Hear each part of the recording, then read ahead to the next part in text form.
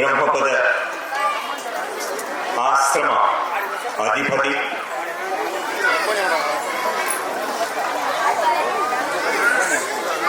హిందూ వాళ్ళకి ఎక్కడ సమస్య జరిగినా కూడా డిజిటల్ ప్లాట్ఫామ్ మీద భౌతికంగా దొమ్మాడటానికి వెనకాడనటువంటి స్వామీజీ కృష్ణమాచార్య వారు, ఇక్కడ మాతృమూర్తి వైద్యులు సుబ్బారెడ్డి గారు, సుధాకర్ రెడ్డి గారు మరియు ఇతర హిందూ బంధువులు, ఇంతమంది హిందువులను ఒక చోట చేర్చడానికి సమయం, ధనం, శక్తి అంతా సంఘటితం చేసి మనందరినీ ఇక్కడ కూర్చోబెట్టి హిందూ సమ్మేళనంలో అందరినీ భాగస్వాములు చేసినటువంటి హిందూ బంధువులకి, ఇక్కడికి విచ్చేసినటువంటి గడపలోని కులాన్ని వదిలేసి నుదుటిన తిలకం పెట్టి నేను హిందువును అనే చైతన్యంతో గడప దాటి బయటకు వచ్చినటువంటి పెన్నా నది పక్కనే నిర్మితమైన బంగారు నగరం, ప్రభువుకే ప్రభువు శ్రీరామ ప్రభువు నడయాడినటువంటి గడ్డ, అమ్మవారు వెలసినటువంటి మహానగరం, హిందువులకి చైతన్యపూరితమైనటువంటి కడప జిల్లాలో ఒక ఆదర్శ నగరం ఏదైనా ఉందంటే అది ప్రొద్దుటూరు. ఇక్కడికి విచ్చేసినటువంటి మాతృమూర్తులు, కళాకారులు,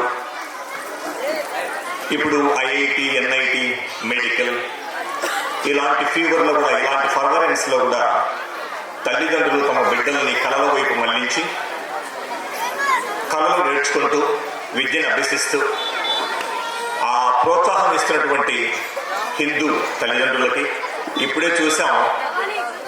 గృహస్థులు వారు అంటే గృహిణులు దాదాపు 50 ఏళ్ల పైన ఉన్నటువంటి దాదాపు 7-8 మంది మాతృమూర్తులు ఇక్కడ చక్కగా నాట్యం చేశారు వారు. సో వారిని శిక్షణ కోసం మరియు ఇలాంటి వేదికల మీద ప్రదర్శన ఇవ్వడానికి అనుమతించిన మీ యొక్క శ్రీవారులకు ప్రణామాలు. మామూలుగా ప్రొద్దుటూరులో హిందూ సమ్మేళనం చేయమని చెప్పారు. అయితే ఇది హిందూ సమ్మేళనంగా లేదు, ఇది హిందూ జాతర. సమ్మేళనంలో అనేక వర్గాల వారు ఒక చోట కూర్చొని కొన్ని గంటల పాటు ఈ హిందూ సనాతన ధర్మం గురించి ఆలోచించమని చెప్తే మనం ఏం చేశామంటే ప్రొద్దుటూరులో ఈ హిందూ జాతర చేశాం. జాతరలో బాగా గుర్తుపెట్టుకోవాలి, ఆదిశక్తిని తృప్తిపరచడం కోసం జంతు బలి ఇస్తారు. అయితే ఈ హిందూ జాతరలో కూడా బలి ఇవ్వాల్సి ఉంటుంది. ఆ బలి ఇవ్వబోయే జంతువు అయినటువంటి కులాన్ని మనం బలి చేస్తే కానీ ఈ హిందూ సనాతని అయినటువంటి భారత మాత, హిందూ మాత తృప్తిపడదు. కాబట్టి మీరందరూ కూడా కులం అని అనుకుంటే, కులాన్ని ఇంకా అంటి పెట్టుకుంటే ఆ కులాన్ని మనం గడపలో వదిలేసి ఈరోజు ఆ కులాన్ని ఇక్కడ కులం జంతువుగా మారింది హిందువుల్లో అడ్డుగోడ కట్టడానికి. అలాంటి జంతువుని ఈరోజు బలి ఇస్తారని ఈ హిందూ జాతర విజయవంతం కావడానికి సహకరించిన ప్రతి ఒక్కరికి రాష్ట్రీయ స్వయం సేవక్ సంఘ్ కడప జిల్లా తరఫున, నా తరఫున, స్వామీజీ తరఫున, ఇక్కడ ప్రతి ఒక్కరూ ఇక్కడికి చేర్చినటువంటి ప్రతి హిందూ బంధువు తరఫున మీకు, మీ కుటుంబీకులకు అందరికీ కూడా హృదయపూర్వక ధన్యవాదాలు. కొద్దిసేపు మాతాశ్రీ కొద్దిసేపు. భారతదేశంలో దాదాపు 820 జిల్లాలు ఉన్నాయి. రాష్ట్రీయ స్వయం సేవక్ సంఘ్ 100 సంవత్సరాలు పూర్తి చేసుకున్న సందర్భంగా 8 ప్రోగ్రాములు చేయాలా అని చెప్పి తలపెట్టింది. ఇది 3వ ప్రోగ్రాం. అంటే దాదాపు ప్రతి ఒక్క జిల్లాలో 150 నుంచి 160 ప్రోగ్రామ్స్ చేయాలని అనుకున్నాము.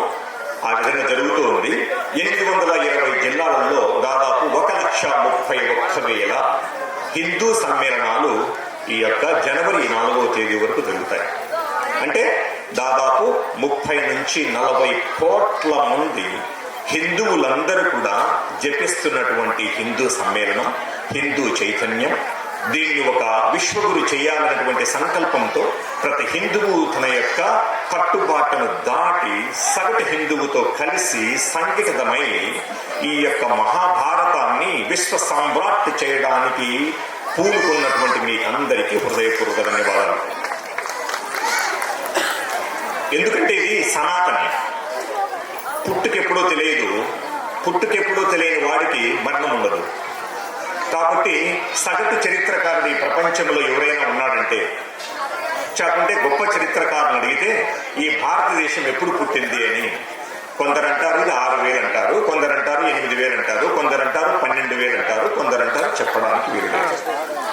నన్ను గన్నా మిమ్మల్ని గన్నా ఈ భారత మాత యొక్క పుట్టుక అంతు ఆరంభం తెలియనటువంటి దేశం ఏదైనా 198 దేశాల్లో ఈ ప్రపంచంలో ఉంది అంటే అది నిన్నుగన్న నన్నుగన్న భారత మాత, ఈ యొక్క భారతదేశం. జై బోలో భారత్ మాతాకి. అయితే ఇది ఎలా ఉంటది అంటే మన మీద జరిగేటటువంటి యుద్ధం, మన ఆడబిడ్డల మీద జరిగే యుద్ధం, మన సనాతన ధర్మం మీద జరిగేటటువంటి యుద్ధం, మన సభ్యత సంస్కారం మీద జరిగేటటువంటి యుద్ధం ఎలా ఉంటుందంటే ఇప్పుడున్నటువంటి ఈ యొక్క మోడర్న్ ఏజ్ లో ఏదంటే దీన్ని వార్ ఆఫ్ నేరేటివ్స్ అంటారన్నమాట.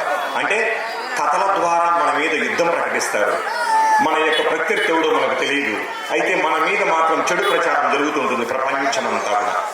అందులో కొన్ని నేరేటివ్స్ మీతో పంచుకొని మిగతా దానికి వెళ్తాం. మీకు హనుమంతుని గురించి తెలుసు. ఇది ఇలాంటి కథనాలు చిన్న చిన్న పత్రికల్లో వచ్చే కథనాలు కాదు, ప్రపంచ స్థాయి ప్రమాణాలుగా నిలబడినటువంటి వీక్లీస్ లోను, మంత్లీస్ లోను, తర్వాత పెద్ద పెద్ద పత్రికల్లో వచ్చేటటువంటి కథనాలు. ఏంటి ఆ కథనం అంటే, చూసావా హిందూ ధర్మం అంతా కూడా మనుధర్మం. మనుధర్మం అంటే మనకే తెలియదు, సగటు హిందువుకే. మను శాస్త్రాన్ని రచించినటువంటి మనువు చెప్పినటువంటి విధానంగా నడుచుకున్నటువంటి మనుధర్మం. ఈ మనుధర్మంలో అగ్రవర్ణాల వారికి మాత్రమే పీట వేస్తారు, నిమ్న జాతి వాళ్ళను తొక్కి పక్కన పడేస్తారు. ఇది దీనికి నిదర్శనం ఏమి తెలుసా? రామాయణం చదివినటువంటి మీకు అర్థమవుతుంది. ఎందుకంటే రామాయణంలో రాముడు క్షత్రియుడు, అక్కడ ఎవరి భుజాన కూర్చొని ఉన్నాడు అంటే అడవి జాతి వాడైనటువంటి హనుమంతుని మీద కూర్చొని తిరుగుతున్నాడు. చూసావా, అగ్రవర్ణం వాడు నిమ్న జాతి వారి యొక్క భుజం మీద ఏ విధంగా కూర్చొని తిరుగుతున్నాడు అంటే మన సగటు హిందూ బిడ్డలకి ధర్మం తెలియక, అవును కదా శ్రీరాముడు హనుమంతుని మీద కూర్చొని ఊరేగుతున్నాడు కదా, హనుమంతుడు చిన్న జాతి వాడు కదా, రాముడు పెద్ద జాతి వాడు కదా. అయితే వానికి తెలియదు నవవిధ భక్తములు ఈ దేశంలో ఉన్నాయి అని. అందులో దాస్యం అనేది ఒక పెద్దది. దాస్యం అనేది ఒక పెద్దది అంటే శ్రీరామ భక్తుడుగా నిలబడడానికి హనుమంతుడి కంటే వేరే వాడు అర్హుడు కాదు. కాబట్టి హనుమంతుడు రాముని పక్కన ఉన్నాడు. ఇది మనకు తెలుసు. అయితే కథనంలో ఏం జరుగుతుందంటే, ఇదో మన ధర్మాన్ని ఆచరించేటటువంటి యొక్క భారతదేశంలో చూసావా రాముడు హనుమంతుడి మీద కూర్చొని పోతున్నాడు. కాబట్టి ఈ ధర్మం మంచిది కాదు, మీరంతా క్రైస్తవులకు వచ్చేయండి, మీరంతా మతాన్ని మారిపోండి, అక్కడ నిమ్న జాతి వానికి తగ్గు జాతి వానికి అవసరమే అవకాశం లేదండి. ఇంకొక కథనం, మీరు కృష్ణదేవరాయల వారి గురించి తెలుసు. కృష్ణదేవరాయల వారి పక్కనే గాలిపోలిగాడు అని ఒకడు ఉండేవారు. గాలిపోలిగాడు అంటే కృష్ణదేవరాయల వారు ఎక్కడికైతే వెళ్తాడో అక్కడ వెనక గొడుగు పట్టుకొని పోయేవాడు గాలిపోలిగాడు అంటారు. ఆయన విజయనగర సామ్రాజ్యం నుంచి చిన్న పని ఉంటే అనంతపురంలో ఉన్నటువంటి చిన్న సామ్రాజ్యానికి ఆయన బయలుదేరాల్సి వచ్చింది. ఇది జరిగినటువంటి సంఘటన, యథార్థ భావం.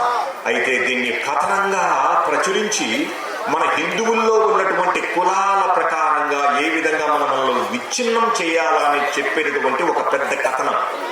ఆ కథ రాసినవాడు లండన్ లో ఉంటాడు, ఆ కథ రాసిన వాడు అమెరికాలో ఉంటాడు, ఆ కథ రాసిన వాడు మనకు కనిపించడు. ఆ కథ మాత్రం మనకు మన పత్రికల్లో ప్రాచుర్యం అవుతుంటుంది. మనము సంఘటనలో పడిపోతాం. అవునా, ఇంతగా ఉంటుందా, హిందూ మతం ఎంత ఘోరమైందా అని చెప్పేటటువంటి కథనాలు అన్నమాట ఇవి. అందుకే ఆ గాలిపోలిగాడు వచ్చేటప్పుడు రథంలో వచ్చాడు పెద్ద ఆయన. రథం వెనకనే గాలిపోలిగాడు గొడుగు పట్టుకున్నాడు. గాలిపోలిగాడు ఎవడై ఉంటాడు? తప్పకుండా క్షత్రియుడు అయితే అయి ఉండడు, జ్ఞానపరంగా తక్కువ అయి ఉంటాడు, కృతజ్ఞతాభావానికి పరాకాష్ఠ అయినటువంటి, భక్తికి పరాకాష్ఠ అయినటువంటి, తక్కువ చదువుకున్నవాడు, కొంచెం తక్కువలో ఉన్నటువంటి వాడే అయి ఉంటాడు. అది మనకందరికీ తెలుసు. ఆ విధంగా అతను పట్టుకొని వచ్చాడు. ఉన్నట్టుండి అక్కడి సమాచారం వచ్చింది. కృష్ణదేవరాయల వారు వేగంగా అక్కడికి వెళ్ళవలసి వచ్చింది ఒక సమస్య వస్తే. అప్పుడు కృష్ణదేవరాయల వారు చెప్పారు, నేను గుర్రం మీద వెళ్తున్నాను, మీరు నిదానంగా రండి పరివారంతో అని చెప్పారు.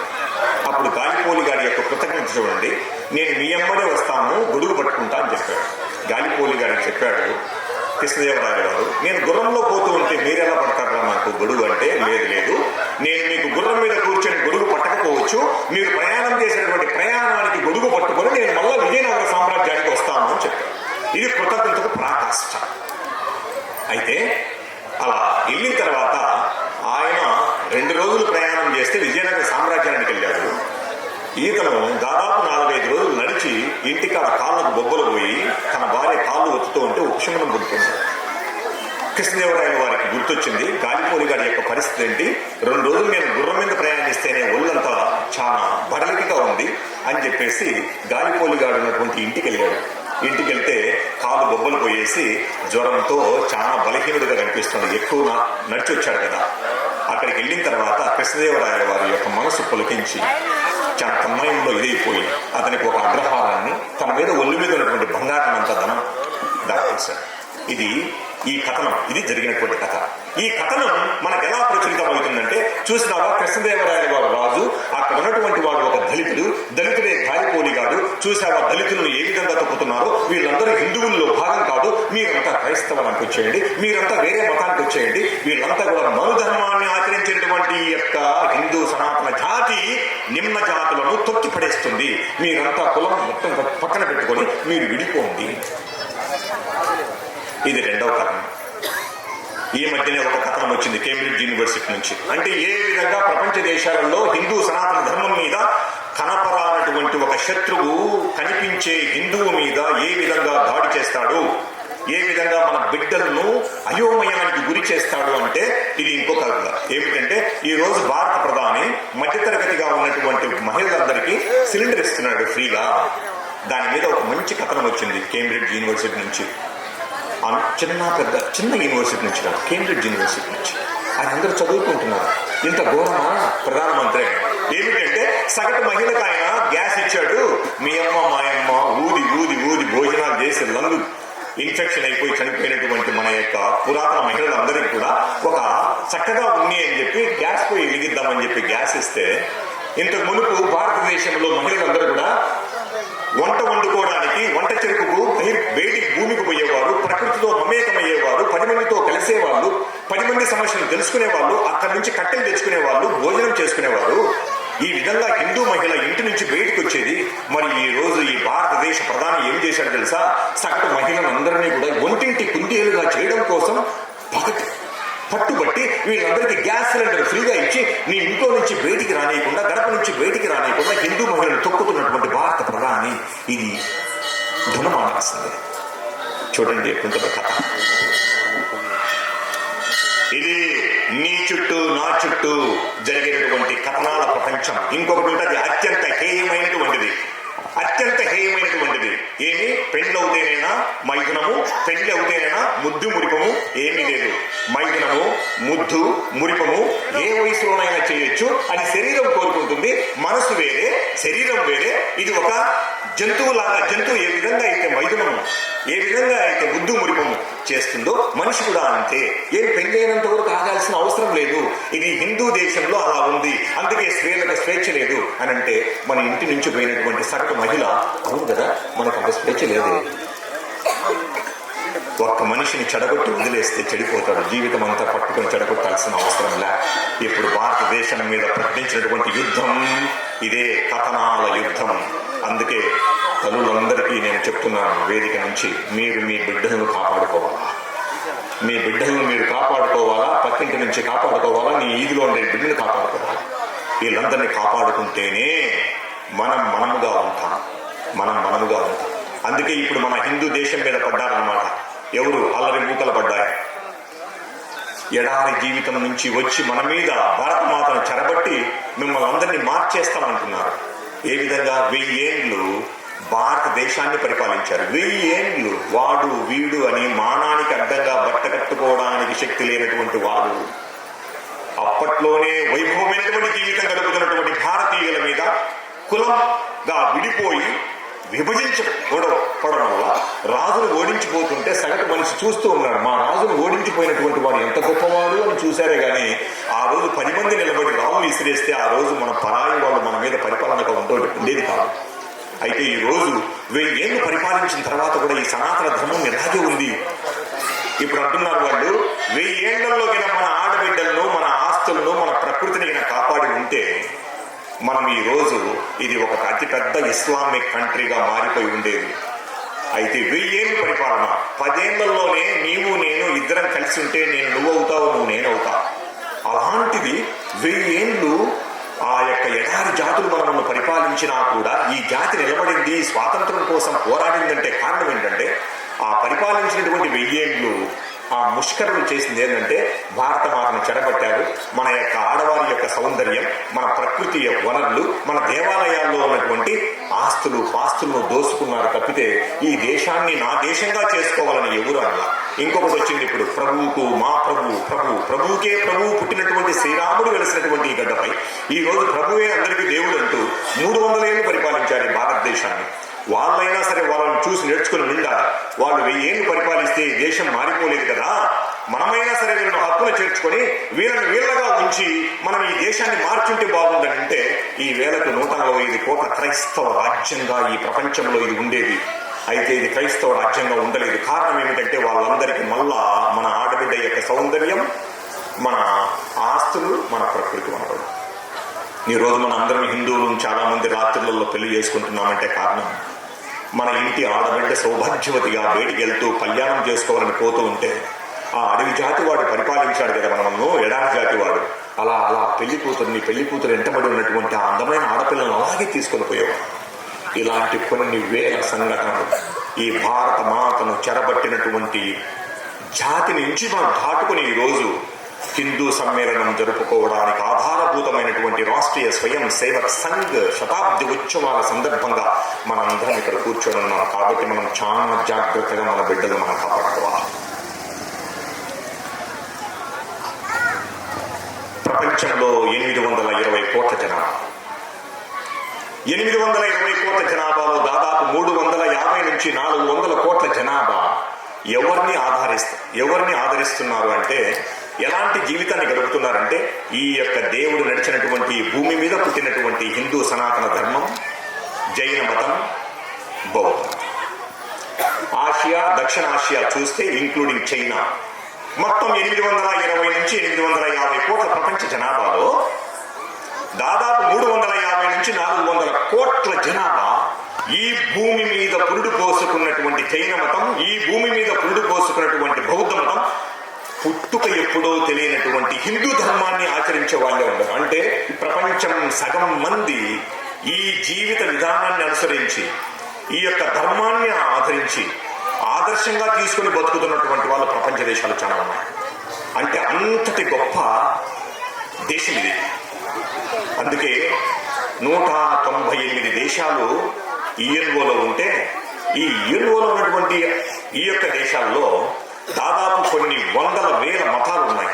అన్ని మతాల్లో కనుక చూస్తే స్త్రీని దేవతగా పూజించేటటువంటి ఏకైక మతం ఈ భూమి మీద, ఈ భూమండలం మీద ఏదైనా ఉంది అంటే అది హిందూ సనాతన ధర్మం.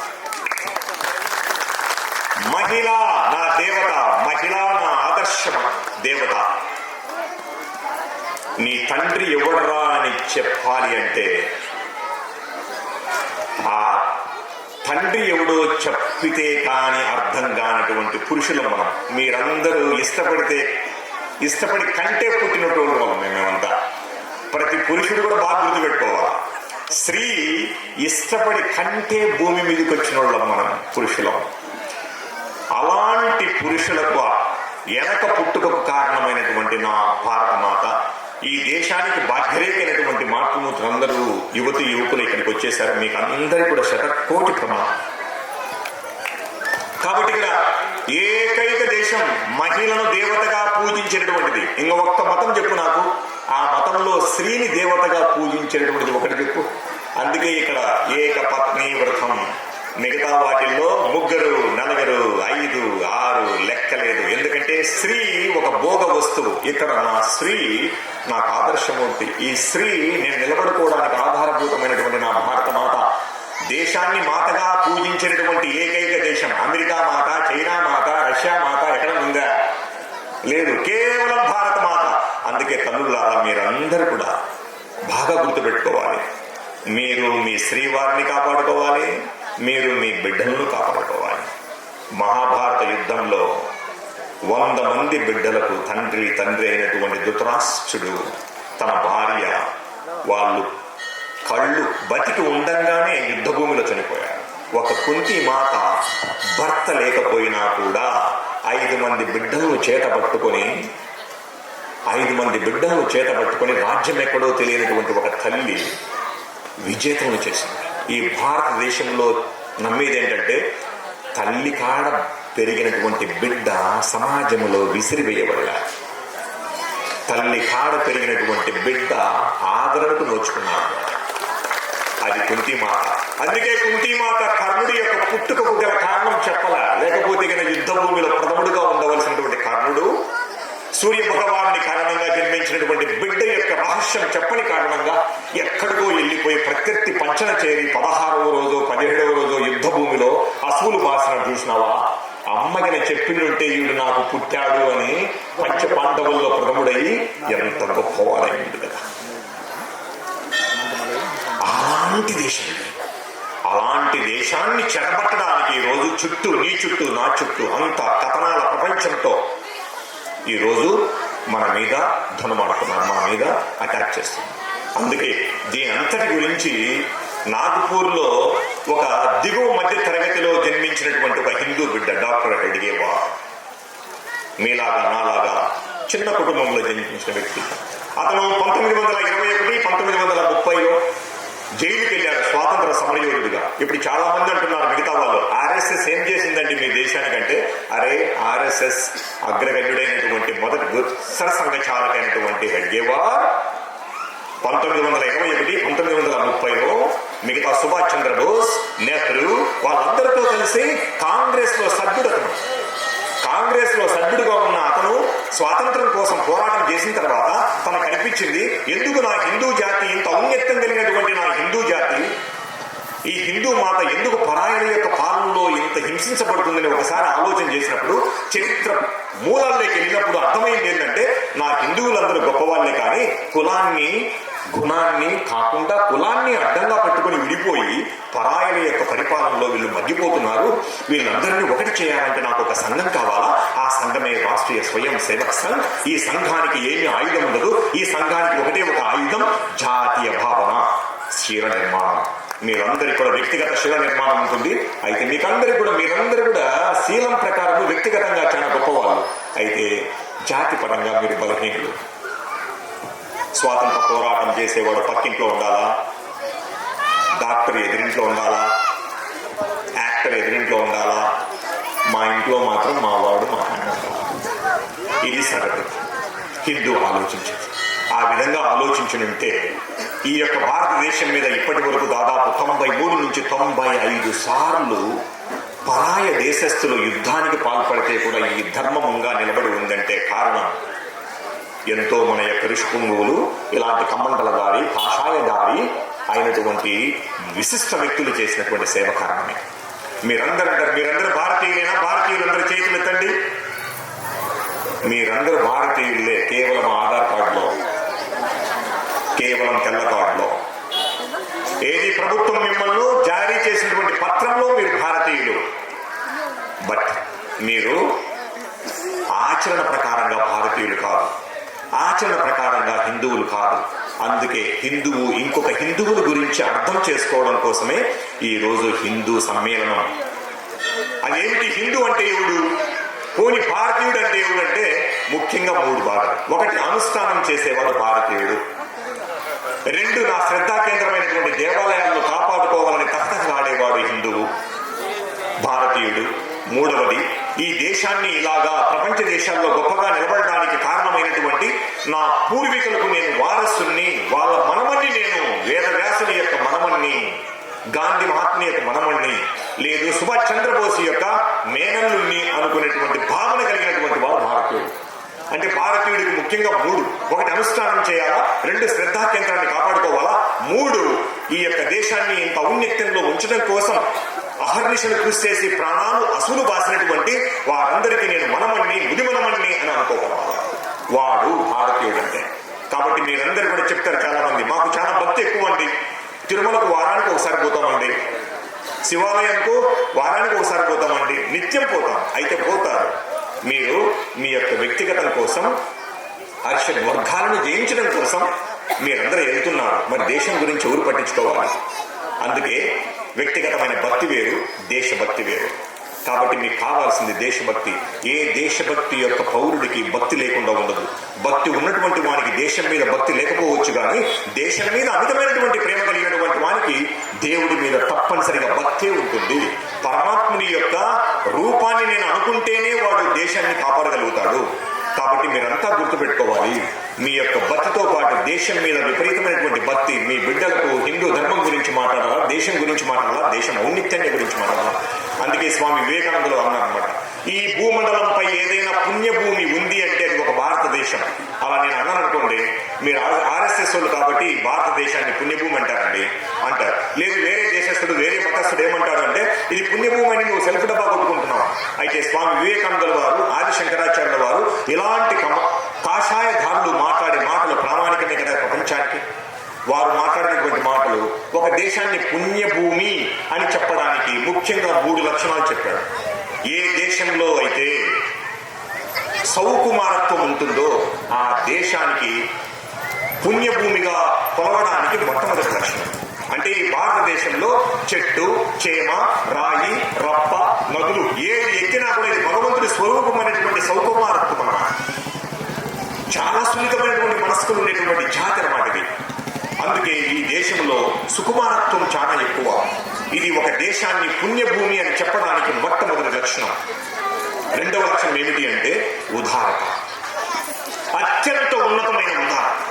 ఎలాంటి ఉదారత అంటే మహమ్మద్ గోరి అనేటటువంటి వాడు రాజా చౌహాన్ మీద 14 సార్లు 15 సార్లు దండయాత్ర ఎత్తి ఓడిపోతే వాడిని క్షమించి మళ్ళా పోయిరాపో, నీ శక్తి నా సరిపోదు నాతో పోరాటం చేయడానికి, ఇంకా 100,000 మందిని తెచ్చుకో, మళ్ళా యుద్ధం చేస్తామని యుద్ధాన్ని ఆటగా భావించినటువంటి యువ సామ్రాట్ చౌహాన్ 14 సార్లు 15 సార్లు క్షమిస్తే 16వ సారి వాడు రాత్రికి 52,000 మందితో అటాక్ చేసి చౌహాన్ యొక్క ఎదురుగానే చౌహాన్ యొక్క భార్యను వివస్త్రం చేసి చౌహాన్ యొక్క నాన్నను కన్ను గురిచి చౌహాన్ను పూర్తిగా ముక్కలు చేసి గోరి మహమ్మద్ అనేటటువంటి వాడు ఈ రాజ్యాన్ని చెప్తున్నాడు. అంటే ఇంత ఉదారత కలిగినటువంటి దేశం ఇంకెక్కడైనా ఉంది అంటే అది భారతదేశం. అందుకే ఉదారతకి ఇంకొక పేరు. ఒక రాజుకు కలలో వచ్చింది ఏమిటంటే తన యొక్క మొత్తం రాజ్యాన్ని ఒక గ్రామంలో ఉన్న వ్యక్తికి దానం చేసినట్టు కలగన్నాడు. ఉదయం లేచి చూస్తే ఇంకా అతను రాజపరివారంతోనే ఆడంబరాలు కలిగినటువంటి వ్యవస్థలోనే ఇంకా ఉన్నాడు. అతను ఉదయం చూస్తూనే అప్పుడు అతను పిలిపించాడు ఆ మినిస్టర్ని. నాకు రాత్రి నేను కలగన్నాను, ఒక వ్యక్తికి నా సామ్రాజ్యం అంతా దానం చేసినట్టు నాకు కల వచ్చింది, వాడిని పిలిపించుకురా అంటే వాడిని తీసుకొస్తే అక్కడి నుంచి తమ యొక్క రాజ్యాన్ని ప్రోక్షణ చేసి అలా దానం చేసినటువంటి ఉదారమైనటువంటి రాజులు నడిచినటువంటి ఈ యొక్క భూమి. ఇది రెండవ లక్షణం. మూడవ లక్షణం ఏమి రామాయణ అంటే పవిత్రత. ఈ 3 ఏది? సౌకుమారత్వము, తర్వాత ఉదారత, పవిత్రత. ఏ రాజ్యంలో అయితే ఉన్నతమైనటువంటి స్థితికి వెళ్తాయో ఆ యొక్క దేశం పవిత్రమైనటువంటి దేశం. పవిత్రతకు పరాకాష్ట మా సీతామాత.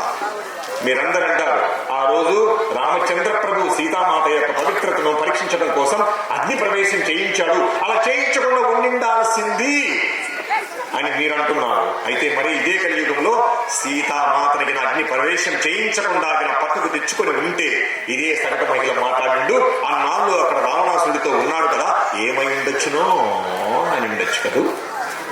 అందుకే శ్రీరాముడి యొక్క ప్రభువు పక్కన మాత అదే స్థాయిలో నిలబడడం కోసం ఒక చిన్నవాడు ఎవడో ఒక అమాయకుడు అన్న మాట ప్రజావాకుగా భావించి తన యొక్క దైవమైనటువంటి తన యొక్క హృదయంలో సగభాగమైనటువంటి సీతామాతను అగ్ని ప్రవేశం చేసినటువంటి పవిత్రత. ఈ 3 లక్షణాలు ఎవరిలో అయితే ఉంటాయో ఆ దేశం పవిత్ర భూమి.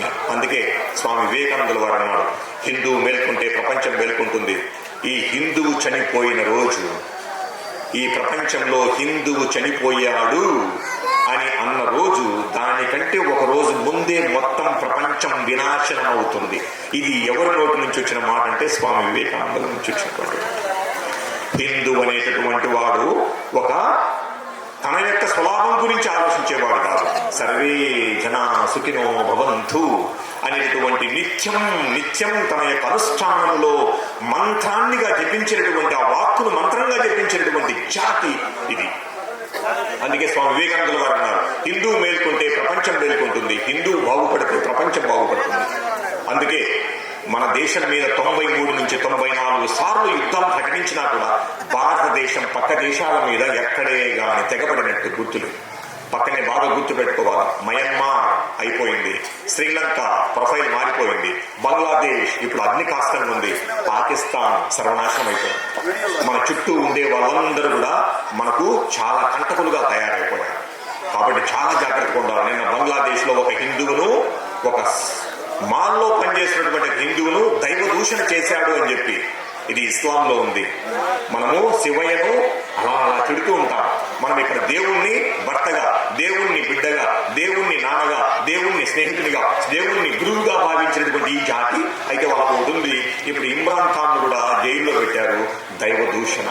ఒక కుక్క పిచ్చి కుక్క అని చంపాలి, ఒక కుక్కను చంపాలి అంటే పిచ్చి కుక్కని ఏ విధంగా అని ముద్ర వేసి కుక్కను చంపుతారో, అక్కడ ఉన్నటువంటి ఆచారం ఏమిటంటే వాడిని చంపాలి అని అంటే దైవ దూషణ చేశాడని ఒక సగటు హిందువును అలా చంపి మళ్ళా ఉరి వేసినటువంటి ఆ హిందువును ఇలా ఇప్పుడు డాన్స్ వేశారు చిన్న బిడ్డలు. ఆ బిడ్డలు పోయి అగ్గి తగిలించారు. ఇదంతా కూడా మన చుట్టూ జరిగేటటువంటి ఒక విద్వేషం. బాగా గుర్తుపెట్టుకో, ఇంకా 22 ఏళ్ళు అవుతే ఈ యొక్క దేశం 100 ఏళ్ళు పూర్తి చేసుకున్నటువంటి స్వతంత్ర భారతంగా రూపొందుకుంది. మీరందరూ కూడా 2047 వరకు నేను బతకాలనుకుంటున్న వాళ్ళు ఒకసారి చేయొద్దండి. 2047 వరకు బతకాలి. నేను ఇప్పుడు 55, ఇంకొక 22 అంటే 77 ఏళ్ల వరకు, 77 ఏళ్ల వయసులో నేను 100 ఏళ్ళు పూర్తి చేసుకున్నటువంటి స్వతంత్ర భారతదేశాన్ని నేను చూస్తా. అయితే బాగా గుర్తుపెట్టుకో, 100 ఏళ్ళకు ఒకసారి ప్రకృతి విలయ తాండవం జరుగుతుంది. ఒక జనరేషన్ నుంచి ఇంకొక జనరేషన్ షిఫ్ట్ అయినప్పుడు సంధి కాలంలో ఏదో ప్రమాదం వస్తుంది. కలరా వచ్చింది, ప్లేగ్ వచ్చింది, మొన్న మహమ్మారి కరోనా వచ్చింది. మళ్ళా 2047లో మన రాజ్యాన్ని మనం నిలుపుకోగలిగేటటువంటి హిందూ సంఘటన శక్తి మనలో ఉండగలిగితే, 2047 గట్టు దాటగలిగితే మళ్ళా ఈ దేశాన్ని ప్రపంచంలో ఆపేవాడే ఉండడు. మీరందరూ పులకించిపోతారు. మీ మనమరాళ్ళు 2047లో ఈ సౌభాగ్యమైనటువంటి ఈ యొక్క నా భారత మాత యొక్క బిడ్డలందరూ కూడా సౌఖ్యంగా ఉండిపోతారు. ఇది భారత మాత శక్తి ఉడిగినటువంటి ముసలావిడ కాదు, ఈవిడ నవవధువు. అదే స్వామి వివేకానందుల వారు చెప్పారు, నా భారత మాత శక్తి ఉడిగినటువంటి ముసలావిడ కాదు, నవవధువు. మొత్తం ప్రపంచమంతా ఆమె పాదాల మీద మోకరిల్లుతుంది ఒక రోజు. ఇది నా యొక్క మాటగా చెబుతున్న ప్రతి హిందువు దీన్ని గుర్తుపెట్టుకోండి. అందుకే ఇది హిందూ జాతర అని నేను అన్నాను. నాకు తెలిసి కడప జిల్లాలో 159 ప్రోగ్రాములు చేయాలని యోచన చేశాను. అయితే ఈ 159 ప్రోగ్రామ్స్ లో మీరు చేసినటువంటి విన్యాసాల లెక్కన వేసుకుంటే మొదటి స్థానంలో ఉంటుంది. రాష్ట్రంలో మొదటి 3 స్థానాల్లో ఉంటారని నా యొక్క అభిప్రాయం. సో ఈ విధంగా హిందూ సమ్మేళనంలో ప్రతి హిందువును ఒక భాగస్థునిగా చేసి దయచేసి గుర్తుపెట్టుకోవాలి. ఇంకా కాలం చెల్లిపోయింది. నేనేమంటున్నానంటే, మీరు మీ బిడ్డను ఇంకొక కులంలోకి ఇమ్మని నేను అడగడం లేదు, ఇస్తే కూడా తప్పు లేదు. అయితే దయచేసి నీకు నాకు మధ్య గోడ కట్టినటువంటి కులమనే జంతువుని బలిస్తే మనమంతా హిందువులుగా ఉండిపోతాం. ఉత్తరప్రదేశ్లో యోగి ఆదిత్యనాథ్ పోలీస్ స్టేషన్లో కేసులు రిజిస్ట్రేషన్ అయ్యే సమయంలో కులాన్ని పట్టించద్దండి, కులాన్ని మెన్షన్ చేయొద్దు ఛార్జ్ షీట్ లో అంటే అక్కడ పార్టీలన్నీ కూడా స్ట్రైక్ చేస్తున్నాయి. ఏంటయ్యా నువ్వు కులం లేకుండా ఎలా ఉంటది? ఒకవైపు ఏమో కులాలకు మన ధర్మం ఇది, ఈ యొక్క హిందూ సనాతన ధర్మం అని గొప్పగా చెప్పుకుంటున్నామని చెప్పేటువంటిది కులాలను అడ్డు పేరుగా చెప్పి వాళ్ళందరినీ తొక్కేస్తున్నారని చెప్పేటటువంటి ఢిల్లీ పార్లమెంట్ లో మాట్లాడుతున్నారు కొంతమంది. ఈ హిందూ సనాతన ధర్మంలో కులం అంటే పిచ్చి. ఇప్పుడేమో యూపీలో కులం లేకపోతే ఎట్లా అని స్ట్రైకులు చేస్తా ఉన్నారు. ఎందుకంటే ఈ హిందూ సనాతన ధర్మంలో కులాన్ని కింద తీసేస్తే మనకందరికి ఒకటే ఒకటి కనస్తాడు. వాడు నొదుతో బొట్టు పెట్టుకున్నవాడు, కాషాయం ధరించినోడు వాడే మనల్ని పరిపాలించాలని అనుకుంటాం. కాబట్టి వాళ్ళకు నిద్ర పట్టడం వల్ల కులం ఉండాలండి. కులం లేకపోతే ఎలా అండి? కులం ఉంటేనే వాడు ఆ రాజకీయాలు, ఆ యొక్క కుహాన రాజకీయాలు, కుళ్ళిపోయినటువంటి రాజకీయాలు మన మీద చేయడానికి సరిపోతాయి. మనం గిన కులమైనటువంటి గట్టుని గిన దాటుకొని మనం అందరం ఒకటైతే మనల్ని ఎవడు పరిపాలించాలనో, నా శ్రద్ధా కేంద్రాన్ని ఎవడు కాపాడాలనో, నా యొక్క యువజనులైన నా ఆడబిడ్డలను ఎవరు కాపాడాలనో, నేను అనుష్ఠానం చేయడం కోసం ముందుకెళ్తే ఎవడు నన్ను కామెంట్ చేయకుండా ఎవరైతే ఉంటేటట్టుగా చేయగలుగుతాడో వాడినే ఎన్నుకుంటా. అది వాళ్ళకి ఇష్టపడదు. కాబట్టి ఇక్కడికి విచ్చేసినటువంటి మీరందరూ కూడా మీరు అనొచ్చు, ఏం ఆర్ఎస్ఎస్ యొక్క పేటెంట్ అది? హిందూ సనాతన ధర్మాన్ని కాపాడేది ఏమైనా ఆర్ఎస్ఎస్ పేటెంటా? ఆర్ఎస్ఎస్ కు ఏం పేటెంట్ లేవు. ఆర్ఎస్ఎస్ కు మొదటిగానే రిజిస్ట్రేషన్ లేదు. అసలు ఆర్ఎస్ఎస్ కు రిజిస్ట్రేషన్ లేదు. ఆర్ఎస్ఎస్ కు ఎటువంటి పత్రము లేదు. అలాంటి పత్రం లేనటువంటి ఈ యొక్క రాష్ట్రీయ స్వయం సేవక్ సంఘ్ను 4 సార్లు బ్యాన్ చేశారు. దీనికి ఎటువంటి పత్రం లేదు. ఇది కేవలం సనాతన ధర్మం యొక్క పరిరక్షణ కోసం. ఇంతకు మునుపు రోడ్లలో డైమండ్లు, వజ్రాలు, మనువులు, మాణిక్యాలు పోసి అమ్మారంట అని చెప్పినటువంటి జాతి ఈ రోజు కష్టపడతా ఉంది. అయితే అలాంటి జాతిని మళ్ళా విశ్వగురువుగా నిలబెట్టేటందుకు కోసం అహర్నిశలు రాష్ట్రీయ స్వయం సేవక్ సంఘ్ పోరాడుతుంది. అందుకే చాలా మంది చెప్తారనమాట, మిగతా వాళ్ళు ఎర్ర జెండా వాళ్ళు, చేతి గుర్తోళ్ళు వాళ్ళు చెప్తారనమాట, ఈ ఆర్ఎస్ఎస్ అంతా కూడా ఒక పార్టీకే సపోర్ట్ చేస్తుందంటే మన భగవద్జీ చెప్పారనమాట. మీరు మా యొక్క పార్టిసిపేట్ చేసినందుకు చాలా హ్యాపీగా ఉంది. పిల్లలు మెయిన్గా డ్యాన్సెస్ చాలా బాగా చేశారు. కోలాటం కానీ, ఫైర్ డ్యాన్స్ సూపర్, చాలా బాగుంది. సో నన్ను ఇక్కడికి పిలిచినందుకు, వీళ్ళతో సమానంగా కూర్చోబెట్టినందుకు మురళి అన్నకు చాలా థ్యాంక్స్. జై శ్రీరామ్. జై వీరబ్రహ్మ, జై గోవిందబాంబ, జై డేరుడి కృష్ణమాచార్య శ్రీ బ్రహ్మపదం. ప్రకృతి అల్లారు ముద్దు బిడ్డ మన తల్లి భరతమాత, అరణ్య పర్వత జీవనది సుందర సాగర సుశోభిత, పుణ్యక్షేత్ర తీర్థ ప్రాకార గోపుర నిర్మిత, నిత్య కళ్యాణ శోభిత, నిర్మలానురాగపోత మన తల్లి భరతమాత. ఇది వేదపుడమి, కర్మభూమి, ఎందరో మహనీయులు నడయాడిన పవిత్ర ధరిత్రి ఈ భారతావని. అటువంటి భారతావనిలోని ఆంధ్రదేశంలో కడప జిల్లా సీమ సిగలో సిరి మల్లెమన కడప, సిరిగల ఆ వెంకటేశ్వరుడి తొలి గడప, సురభి సౌరభాలను నాడు దిశ దిశలా వెదజల్లినది మన కడప. స్వాతంత్ర సమర యోధులకు సైతం ప్రఖ్యాతి మన కడప. నాటి కళా వైభవానికి మన కడప ప్రతీక. నేటి ప్రముఖ దర్శనీయ స్థానాల మాలిక. అమృతధారలు కురిపించు అన్నమయ్య జన్మస్థానం తాళ్లపాక. తెలుగు సాహితీ సుక్షేత్రానికి మన కడప ప్రతీక. అటువంటి కడప గడపలో సిరిపురి, బంగారుపట్టణం, ప్రొద్దుటూరు ప్రాంగణంలోని దొరసానిపల్లిలో ఈనాడు సనాతన హిందూ బంధువులందరూ హిందూ సమ్మేళనానికి వచ్చేసాం. ఇది ఒక పర్వదినం. 2 రోజుల క్రితం మన భారతదేశానికి పొరుగుగా ఉన్నటువంటి ఓ దేశం, మేము భారతదేశం మీద ఈ క్షణంలో యుద్ధాన్ని ప్రకటించాలనుకుంటున్నాం అన్నటువంటి వ్యాఖ్యలు చేసింది. బంగ్లాదేశ్ అనబడేటువంటి భారతదేశం యొక్క దయతో, దయాభిక్షతో బ్రతికి పట్టగలిగినటువంటి బంగ్లాదేశ్ 2 రోజుల క్రితం భారతావని మీద, సనాతనమైనటువంటి ధర్మం మీద యుద్ధం చేద్దాం అనేటువంటి ఆలోచన వచ్చింది. భారతదేశంలో అందరూ అనుకున్నారు, ప్రపంచ దేశాల వాళ్ళు అనుకున్నారు, భారతదేశం యొక్క సైనిక శక్తి ఎంత, ఇతర దేశాల్లో ఉన్నటువంటి సైనిక శక్తి ఎంత, ఒకవేళ ప్రపంచ యుద్ధంగా రూపాంతరం చెందితే ఏ దేశాలకు ఎంతెంత సైనిక బలం ఉంది. ఇందాక మాన్య శ్రీ రామసుబ్బారెడ్డి గారు చెప్తున్నటువంటి విషయంలో ఒక అద్భుతమైనటువంటి అంశం ఏంటంటే, మేము కూడా అనుకున్నాం భారతదేశానికి సంబంధించినటువంటి మిలిటరీ ఫోర్స్, ఆర్మీ ఫోర్స్ ఎంత అని. అవసరమైతే ఇదే దొరసానిపల్లి నుంచి కూడా యుద్ధం చేయడానికి మీ పిల్లలందరూ కూడా వెళతారని సంసిద్ధత వ్యక్తం చేస్తూ మీరు చేసినటువంటి యుద్ధ కళలు చూస్తే భారతదేశానికి సంబంధించిన మిలిటరీ ఫోర్స్ని లెక్కించడం అన్నటువంటిది ఎవరి తరం కూడా కాదు. మనం అందరం ఇక్కడికి వచ్చాం, హిందూ బంధువులందరూ కూడా కలిసి ఈ విశేషవంతమైనటువంటి కార్యక్రమాన్ని చేసుకుంటున్నాం. ఎందుకు చేసుకుంటున్నామో తెలుసా?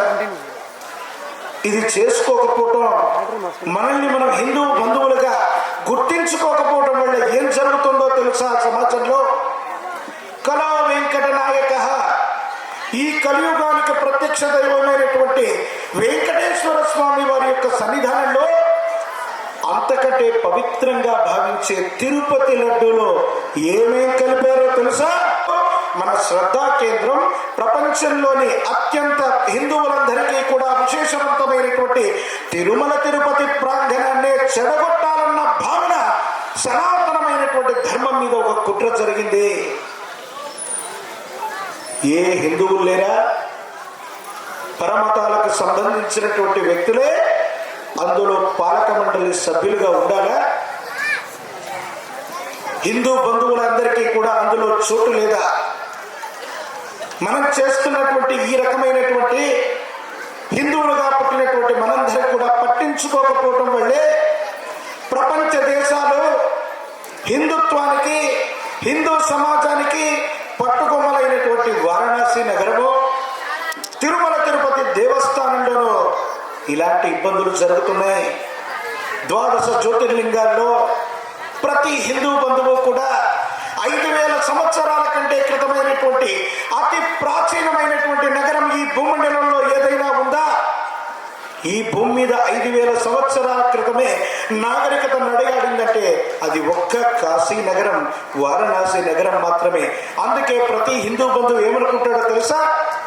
మా తుది శ్వాస మొత్తం కూడా వారణాసి నగరంలోనే మేము వదిలిపెట్టాలి, అక్కడ కాలే చితిమంటల్లోనే మా పార్థివ దేహం కూడా కాలి బూడిదవ్వాలని మనం అనుకుంటే ఏం జరిగిందో తెలుసా? కాశీ విశ్వనాథుడిగా పూజలు అందుకుంటున్నటువంటి ఆ విశేషవంతమైనటువంటి శివాలయం పక్కనే మహమ్మదీయుల యొక్క ఆలయ ప్రాంగణాన్ని నిర్మించారంటే ఇది మన అనైక్యతకు మూలం.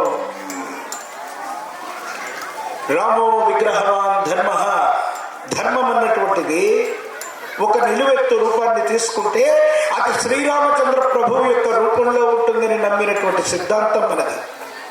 500 సంవత్సరాలైంది, 500 సంవత్సరాలైంది. మా శ్రీరామచంద్ర ప్రభు ఇదే అయోధ్య నగరంలో పుట్టాడమ్మా. లవకుశులు ఇక్కడే ఆడుకున్నారు. ఇదిగో దశరథ మహల్, ఇదిగో లవకుశ మహల్, ఇక్కడే బహిరంగ బలి ఉన్నాడని చెబితే న్యాయస్థానాలు ఏమడిగాయో తెలుసా? న్యాయస్థానాలు ఏమడిగాయో తెలుసా? ఇక్కడే శ్రీరామచంద్ర ప్రభువు వారు ఉన్నారని, వారు ఇక్కడే పుట్టారని, మీరు చెప్తున్న సనాతనమైనటువంటి ధర్మం ఇక్కడే ఉందని ఆధారాలు లేవని చెప్పింది. మరి పరమతాస్తాలు, పరమతానికి సంబంధించిన ఆనవాళ్లు ఏమున్నాయని అడిగితే ఏమన్నారు తెలుసా? బాబ్రీ మసీద్ యొక్క కట్టడం ఇక్కడ ఉంది కాబట్టి ఇదే రామచంద్ర భగవానుడి యొక్క జన్మభూమి అని మేము తేల్చలేమని న్యాయస్థానాలు చెబితే సనాతన హిందూ బంధువులందరూ కూడా మన కంట కన్నీరు కాదు రక్త కన్నీరు వస్తుంటే కళ్ళు కూడా కనిపించని ఒక సన్యాసి, కళ్ళు కూడా కనిపించని ఒక మహనీయుడు రామచంద్ర ప్రభువుల వారి యొక్క దూతై న్యాయస్థానం ముందుకు ఏమొచ్చి చెప్పాడో తెలుసా? భూమిపై ఉన్నటువంటి మసీదును కాదయ్యా, భూమిని తవ్వి తీయండి. రామచంద్ర ప్రభు వారి యొక్క విశేషవంతమైనటువంటి చిహ్నాలు సనాతన ధర్మం మాకు కనబడకపోతే వదిలేస్తామంటే ఏం జరిగిందో తెలుసా? గణానాత్వా గణపతి, గణాలన్నిటికీ మూలమైనటువంటి గణపతి విగ్రహం మొట్టమొదట బయటపడితే ఇక్కడే రామచంద్ర ప్రభువు జన్మ తీసుకున్నాడు. ఇదే అయోధ్య మందిరం అని కేసు గెలిచాం. ఈరోజు అయోధ్య మందిరాన్ని నిర్మించుకున్నాం. జై శ్రీరామ్, జై శ్రీరామ్. ఇప్పటి వరకు జై శ్రీరామ్ అంటారు, ఇంటికి పోతే పోతేరా. జై శ్రీరామ్ పోతేరా. ఎందుకో తెలుసా? జై శ్రీరామ్ పోతేరా ఎందుకంటున్నానో తెలుసా? రేపు పొద్దున సనాతన ధర్మానికి సంబంధించిన ఒక పండుగకి ఉపవాసంతో ఆలయ ప్రాంగణానికి వెళ్తాం. మనం ఉపవాసంతో వెళ్తాం. ఏమి తినం? భగవంతుడికి కొబ్బరికాయ కొట్టాలి, అమ్మవారి దర్శనం చేసుకోవాలి, పక్కనే ఉన్న ముక్త రామలింగేశ్వరుని ఆరాధించుకోవాలి, అగస్తేశ్వర స్వామివారి దగ్గరికి వెళ్ళాలి, వాసవి కన్యకా పరమేశ్వరుని దర్శించాలి, చౌడేశ్వరి అమ్మవారి యొక్క అనుగ్రహం కావాలని వెళ్తాం. అదే రోజు లేదా అంతకు ముందు రోజు ఒక గోవును చంపి ఆ మాంసాన్ని తిని సరిగ్గా కడగని చేతులతో ఆ కొరువు పదార్థంతో పట్టుకున్న పుష్పాలు కట్టిన వ్యక్తి దగ్గరికి వెళ్ళి మీరేం కొంటారు? పూలు కొంటారా? కొబ్బరికాయలు కొంటారా? గో హత్య చేసినటువంటి వాడు, గోమాంసాన్ని తింటున్నటువంటి వ్యక్తి వాళ్ళ చేతితో కట్టినటువంటి పుష్పాల మాలని, వారు విక్రయించేటువంటి కొబ్బరికాయల్ని, వారి దగ్గర నుండి తీసుకొచ్చినటువంటి పూజా సామాగ్రిని తీసుకెళ్ళి నువ్వు మాత్రం భక్తితో ఉపవాసంతో అమ్మవారికి స్వామివారికి అర్పిస్తే నీకు పుణ్యము పురుషార్థం దక్కుతుందా? హిందూ బంధువులందరూ కూడా జాగృత అవ్వాలి. మిమ్మల్ని అందరూ చూస్తుంటే మరో చక్కనైనటువంటి అంశం ఏంటంటే చాలా వరకు అందరూ కూడా సింధూరాన్ని నుదుట పెట్టుకున్నారు, మేము హిందువులం అని చాటి చెప్పుకున్నారు. ప్రతి ఒక్కరూ కూడా ఆ బజరంగ బలి ఉన్నటువంటి ఆ ధ్వజాన్ని ప్రతి హిందూ ఇంటి ముందు కూడా ఇంటి మీద పట్టుకున్నామా, ఇది హిందువుల ఇల్లు అని మనకు తెలుస్తుంది. పెట్టుకున్నామా? నుదుటైనా బొట్టు పెట్టుకున్నామా? జపనీస్ని చూస్తే వీళ్ళందరూ జపాన్కి సంబంధించిన వాళ్ళని తెలుసు. చైనా వాళ్ళని చూస్తే వాళ్ళ ముఖ కవళికలు చూస్తే వీళ్ళు పలానా వాడని చెప్పచ్చు. వేరే దేశానికి సంబంధించిన వాడిని చూస్తే అలా చెప్పచ్చు. వెస్ట్ ఇండీస్ నుంచి చూస్తే చెప్పచ్చు. కానీ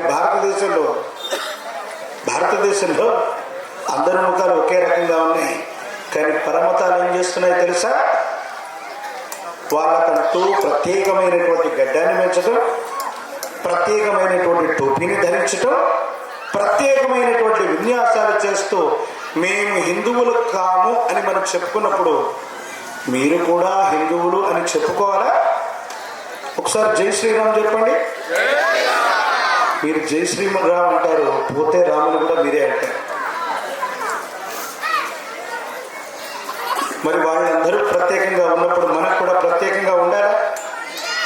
నుదుట సింధూరాన్ని ధరించడం తప్ప, ఇంటి మీద కాషాయ ధ్వజాన్ని ధరించడం తప్ప, అన్య మతస్థులు గోహింస చేసిన వాడు, గోమాంస భక్షణ చేసిన వాడి చెంత నుండి కొబ్బరికాయలని పూలని కొని మన కుటుంబం మొత్తం మీద కూడా దైవ సంబంధమైనటువంటి దర్శనానికి వెళ్ళి భగవంతుడికి అర్పించడం వల్ల గోహత్యా పథకం మనకొస్తుంది, వాడికి కాదు. అందుకే సనాతన ధర్మం నిర్వీర్యమైపోతుంది. సిరిపురి బంగారు పట్టణంగా పెట్టుకుంటున్నటువంటి ఈ ప్రొద్దుటూరు పట్టణంలో బంగారం వ్యాపారాన్ని కూడా 50% పైగా హిందువులు ఎవరూ చేయట్లేదు.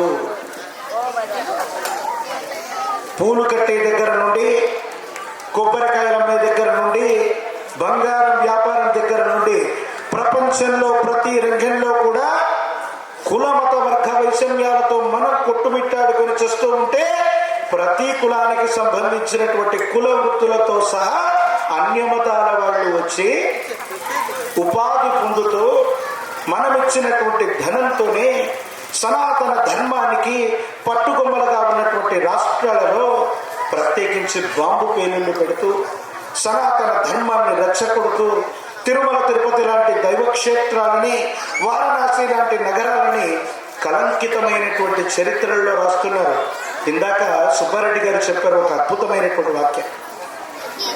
కథనాల చేత మన చరిత్రను వక్రీకరించారని తిరుమల తిరుపతి దేవస్థానానికి సంబంధించిన ఒక అధికారిక మ్యాగజైన్లో రామచంద్ర ప్రభుల వారి యొక్క సంతతి అయినటువంటి లవకుశుల గురించి కూడా, లవకుశుల యొక్క చరిత్రను కూడా ప్రక్షిప్తాలు చెప్పినటువంటి దేశం ఇది. మీరు మతం మారితే ఇంకో కుట్ర జరిగింది ఈ మధ్యకాలంలో తెలుసా? ఎప్పుడైతే మనం హిందూ సమ్మేళనాలు పెట్టుకున్నామో ఇదే దొరసానిపల్లి గ్రామంలో గత 5-6 రోజులుగా అన్య మతాలకు సంబంధించిన వ్యక్తులందరూ సంచరిస్తూ ప్రతి ఇంటికి బైబిల్ ఇచ్చినటువంటి విషయం వాస్తవమా కదా? వాళ్ళొచ్చి ఒంటరిగా ఉన్న మహిళల్ని, ఇంట్లో ఎవరు లేనటువంటి సందర్భంలో వచ్చి బైబిల్ని ఇస్తూ, కరపత్రాలను ఇస్తూ మన సనాతన హిందూ బంధువులు చేసుకుంటున్న హిందూ సమ్మేళనాలను కూడా కుట్రపూరితమైనటువంటి చర్యల చేత భగ్నం చేయాలనుకున్నారు. అప్పుడు మీరేం చేయాలో తెలుసా? ఒక్క నిమిషం ఆగమ్మా, నీ బైబిల్ తీసుకుంటా, కానీ ఒక్క షరతు ఏంటో తెలుసా? ఉన్నమ్మా బొట్టు పెడతా. ఏమనాలి? ఉన్నమ్మా బొట్టు పెడతా, ఉండమ్మా బొట్టు పెడతా. బొట్టు పెట్టించుకుంటారా? పెట్టించుకుంటే బైబిల్ తీసుకుంటా. పెట్టించుకోరు కదా? మరి మన బొట్టు వాళ్ళు పెట్టుకున్నప్పుడు వాళ్ళ బైబిల్ మనకు అవసరమా? ఇదే సనాతన ధర్మానికి సంబంధించిన కొన్ని శాఖలుగా చెప్పుకుంటున్న కొంతమంది వ్యక్తులు కూడా తెల్ల చీర కట్టుకొని నుదుట బొట్టు తీసేసి పంచమాంగళ్యాలు కూడా లేకుండా సనాతన ధర్మాన్ని భ్రష్టు పట్టిస్తున్నటువంటి శాఖలు కూడా కొన్ని ఉన్నాయి. వీళ్ళు కూడా వస్తే ఏం చెప్పాలి? ఉండమ్మా బొట్టు పెడతా. పక్కింటి వాళ్ళు వచ్చినా, ఎదురింటి వాళ్ళు వచ్చినా, పక్క వాళ్ళు వచ్చినా, ఏమొచ్చినా మన అవసరం ఏంటి? ఉండమ్మా బొట్టు పెడతా. వాళ్ళు మీ ఇంటి దగ్గరకు వస్తాడు కానీ రేపటి నుంచి. మరో ముఖ్యమైనటువంటి అంశం, చాలా మంది మహిళలు తల్లులు ఇక్కడ 100ల సంఖ్యలో వచ్చారు. చాలా ఆనందదాయకమైనటువంటి అంశం. తల్లి, మీ అందరికీ కూడా పంచమాంగళ్యాలు అంటే తెలుసా? పంచమాంగళ్యాలు అంటే మీ అందరికీ కూడా తెలుసా? ఎవరికైనా తెలుసా? తెలీదా? తెలీదు. పంచమాంగళ్యాలు మెడలో వేసుకునే పుస్తల తాడు, కాళ్ళకు పెట్టుకునేటువంటి మెట్టెలు, చేతికి వేసుకునేటువంటి గాజులు, నుదుట పట్టుకునేటువంటి బొట్టు, తల్లో పెట్టుకునేటువంటి పుష్పాలు, వీటిని ఏమంటారు? పంచమాంగళ్యాలు అంటారు. ఈ మధ్యకాలంలో నాకు అత్యంత ఆప్తురాలైనటువంటి గ్రూప్ 1 స్థాయిలో అధికారినిగా ఉన్నటువంటి ఓ వ్యక్తి చాలా ఆవేదనతో నాకు ఫోన్ చేసింది. గురువుగారు, మీరు కాస్త సమయం ఇవ్వాలి, నేను మాట్లాడాలనుకుంటున్నాను. అమ్మ ఏమిటి చెప్పండి? ఈ మధ్యకాలంలో నా భర్త రోడ్డు ప్రమాదంలో మృతి చెందారు. అవునమ్మా, ఆ విషయం నాకు తెలిసింది. కానీ నాకు తెలియనటువంటి అంశం ఏంటంటే, నా భర్త అంత్యక్రియలన్నీ అయిన తర్వాత కొన్ని రోజులకి బలవంతంగా నా నుదుట బొట్టును చెరిపేయటం, గాజుల్ని పగలగొట్టడం, మెడలోని పుస్తల తాడును తీసివేయటం, ఇవన్నీ కూడా చాలా బలవంతంగా కర్కశంగా చేశారు. సనాతన ధర్మంలో భర్త చనిపోతే చదువుకున్నటువంటి మహిళ పట్ల కూడా ఇంత వివక్షత చూపాలని చెప్పగలిగిన ధర్మశాస్త్రం పేరు చెప్పండి. సనాతన ధర్మంలో ఎవరికైనా ఈ విధమైనటువంటి సందేహాలు వచ్చినా కూడా సందేహ నివృత్తి కోసం మీరు వేటిని ప్రామాణికంగా సూచిస్తారంటే నేను చెప్పాను. అమ్మ, మనుస్మృతి, నిర్ణయ సింధు, గరుడ సింధు, నిర్ణయ సింధు, ధర్మ సింధు, గరుడ పురాణం, వీటిని ప్రామాణికంగా మీకు సంబంధించినటువంటి విషయాలు చెప్పచ్చు. కానీ సనాతన ధర్మంలో ఏ శాస్త్రం కూడా భర్త గతించిపోయినటువంటి తరువాత ఈ స్త్రీ ఈవిడ ముఖం చూస్తే అరిష్టమని కానీ, ఈవిడ నుదుట కుంకుమని కానీ, సింధూరాన్ని కానీ తొడిపివేయమని కానీ ఏదీ చెప్పలేదు. కానీ నేను చెప్పాలంటే దానికి ఒక ప్రమాణం కావాలమ్మా. 400 సంవత్సరాల క్రితం విశ్వభౌతను చెప్పిన కాలజ్ఞాని జగద్గురు శ్రీమద్ విరాట్ పోతులూరి వీరబ్రహ్మేంద్ర స్వాముల వారు గురుదేవుల యొక్క జీవితంలో ఒక అద్భుతమైనటువంటి సన్నివేశం జరిగింది.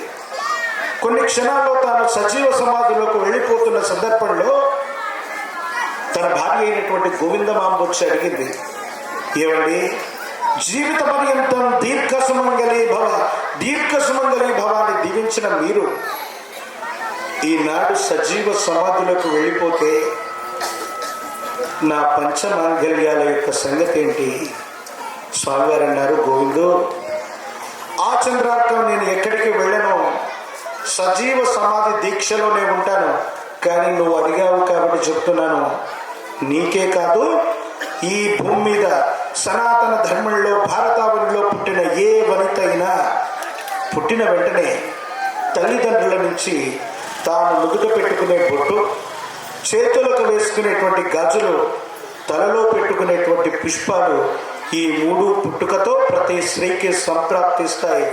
వివాహమైతే కేవలం మెడలోని పుస్తల తాడు, కాళ్ళకు పెట్టుకునేటువంటి మెట్టలు తప్ప వీటిని త్యజించవచ్చును. కానీ ఏ స్త్రీ కూడా వీటిని త్యజించాలని చెప్పగలిగినటువంటి ధర్మశాస్త్రం లేదో.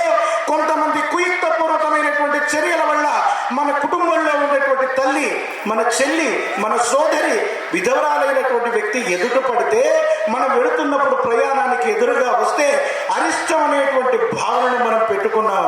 ఇది తప్పు.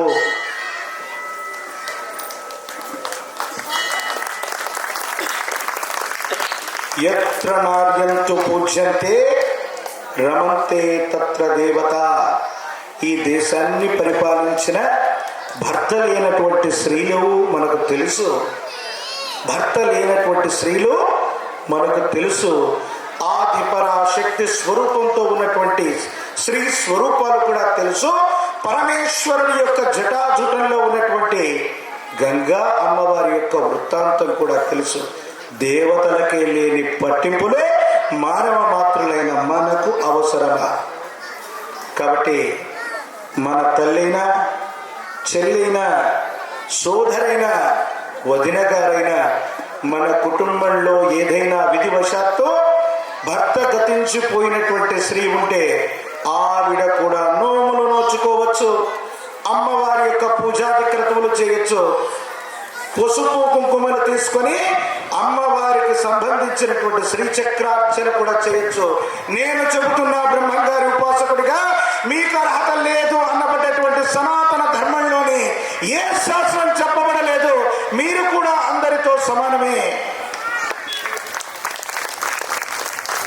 కాబట్టి ఈ రోజు నుంచి మనం మన కుటుంబంలోని ప్రతి స్త్రీని గౌరవించాల్సినటువంటి బాధ్యత ఎవరి మీద ఉంది? మనందరి మీద కూడా ఉంది.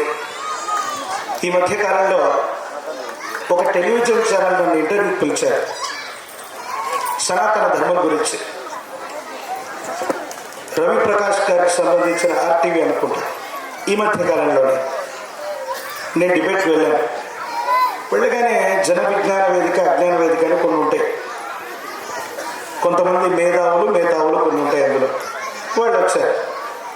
దేవుడు లేడు, ఇది మూఢ విశ్వాసం, ఇది భారతీయులుగా ఇలాంటి స్వామీజీలు చెప్తున్నటువంటిది, దీనికి నమ్మకం విశ్వాసం తప్ప సైంటిఫిక్ రీజన్ తెలియదని. ఓకే, బాగా అయ్యా నేను మాట్లాడచ్చాను అడుగుతున్నా. అక్కడ యాంకర్ చెప్తున్నాడు, గురుగారు ఒక్క నిమిషం మీరు ఆగండి అంటే వాడు మాట్లాడే మాటలకు ఒకేసారి సమాధానం చెప్పాలని. మొత్తానికి నాకు అవకాశం ఇచ్చారు. ఏమయ్యా నీ పేరేమిటని అడిగా. రమేష్, ప్రసాద్, సురేష్ ఏదో చెప్పాడు. మా పిల్లలకి పుట్టగానే లలితా సహస్రనామాల నుంచి, విష్ణు సహస్రనామాల నుంచి, శివ సహస్రనామాల నుంచి మా దేవుడి పేరు పెట్టుకుంటాం మా పిల్లలకి. నువ్వు దేవుణ్ణి నమ్మవు కదా, నువ్వెందుకయ్యా రమేష్, సురేష్, ప్రసాద్ అని పెట్టుకున్నావు అని అడిగా. మా నాన్నగారు పెట్టారు. ఓహో, మీ నాన్నగారు పెట్టారంటే వాళ్ళు దేవుణ్ణి నమ్మేవారు, మీరు నమ్మరు. మరి సైంటిఫిక్ రీజన్స్ చెప్తున్నటువంటి నువ్వు మా దేవుడి పేర్లు కాకుండా హైడ్రోజన్ అని పెట్టుకో, ఆక్సిజన్ అని పెట్టుకో, కార్బన్ డైఆక్సైడ్ అని పెట్టుకో, నైట్రోజన్ అని పెట్టుకో. ముందు నీ సిద్ధాంతాన్ని నువ్వు అలవరుచుకోకుండా మా హిందూ దేవుళ్ళ జోలికి ఎందుకు అయ్యా వచ్చావు? ఈ పరిస్థితి ఎందుకు వచ్చిందో తెలుసా? ఎందుకు వచ్చిందో తెలుసా?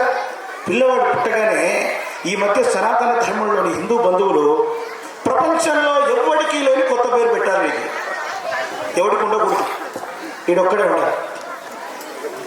నెపోలియన్, స్టాలిన్ ఇట్లాంటి ఉగ్రవాద స్వభావాలు కలిగినటువంటి పేర్లు పెట్టారు.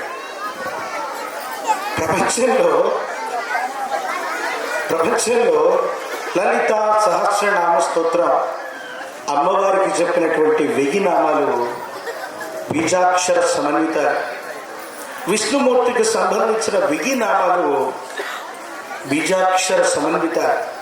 భగవంతుడి యొక్క పేరు పెట్టుకుంటే దాంట్లో ఎటువంటి కరెక్షన్స్ మనకు అక్కర్లేదు. కానీ మనం ఏం చేస్తున్నాం తెలుసా? కొత్త పేర్లు కావాలి మనకి.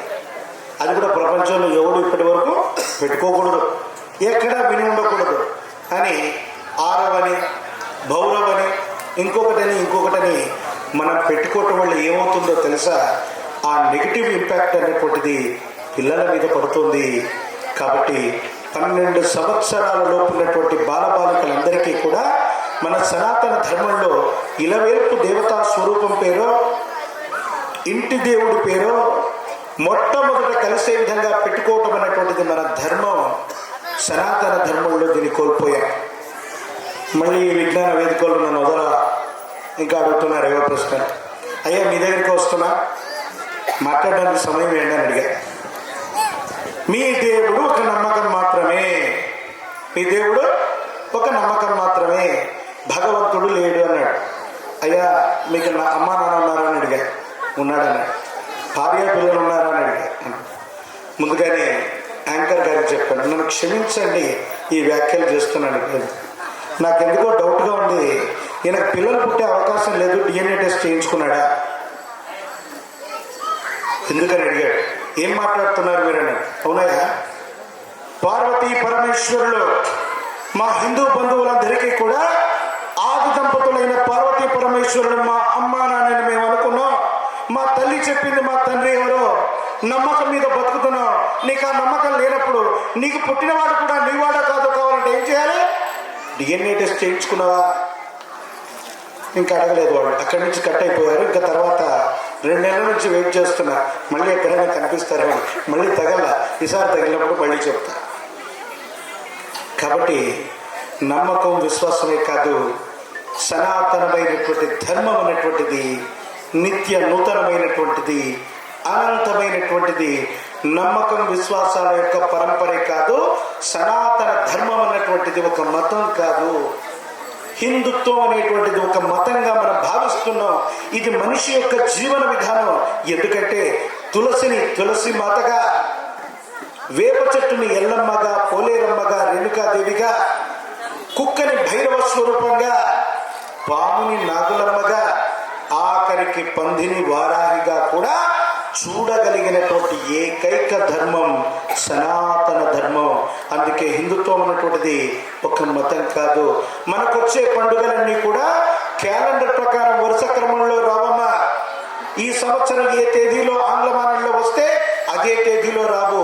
కాలచక్రంతో సహా ఋతువులతో పరిభ్రమిస్తున్నటువంటి కాలంతో సమన్వితమై అనాదిగా వచ్చినటువంటి సంస్కృతి. కాబట్టి భూమి పుట్టినప్పుడు, విశ్వం పుట్టినప్పుడు మనిషి యొక్క జీవన విధానంతో మమేకమైనటువంటి ప్రకృతిలో ఉన్నటువంటి శక్తే సనాతన ధర్మం. అందుకే 2000 సంవత్సరాల క్రితం అలెగ్జాండర్ వచ్చాడు, 200 సంవత్సరాల క్రితం బ్రిటిషర్స్ వచ్చారు, 2-3 నెలల క్రితం మిగతా చుట్టుపక్కల వాళ్ళు వచ్చారు, 2 రోజుల క్రితం బంగ్లాదేశ్ ప్రయత్నం చేసిన సనాతన ధర్మం అన్నటువంటిది నిత్య నూతనమైనటువంటిది, సత్యమైనటువంటిది. కృష్ణ పరబ్రహ్మ చెప్పాడు. కృష్ణ పరబ్రహ్మ భగవద్గీతలో చెప్పాడు. ఏం చెప్పాడు తెలుసా? యదా యదా హి ధర్మస్య గ్లానిర్భవతి భారత అభ్యుత్థానమధర్మస్య తథాత్మానం సృజామ్యహం. ఎప్పుడైతే అధర్మం వృద్ధి చెందుతూ ఉంటుందో, ధర్మం క్షీణిస్తూ ఉంటుందో, అప్పుడేం జరుగుతుందో తెలుస్తా? పరిత్రాణాయ సాధూనాం వినాశాయ చ దుష్కృతాం ధర్మ సంస్థాపనార్థాయ సంభవామి యుగే యుగే. నన్ను నేను స్పృజించుకుంటూ సజ్జనులను సంరక్షించడానికి, దుర్జనులను శిక్షించడానికి ప్రతి యుగంలో ప్రతి సందర్భంలో కూడా నేను అవతారాన్ని తీసుకుంటూనే ఉంటాను. కాబట్టి సనాతన ధర్మాన్ని ఎవడు కూడా నాశనం చేసే అవకాశం లేదు. కొన్ని శబ్దాలు కలిస్తే అక్షరాలు అవుతాయి, కొన్ని అక్షరాలు కలిస్తే పదాలు అవుతాయి, కొన్ని పదాలు కలిస్తే వాక్యాలు అవుతాయి. హిందూ హిందూ కలిస్తే హిందూ బంధువులు అవుతాం.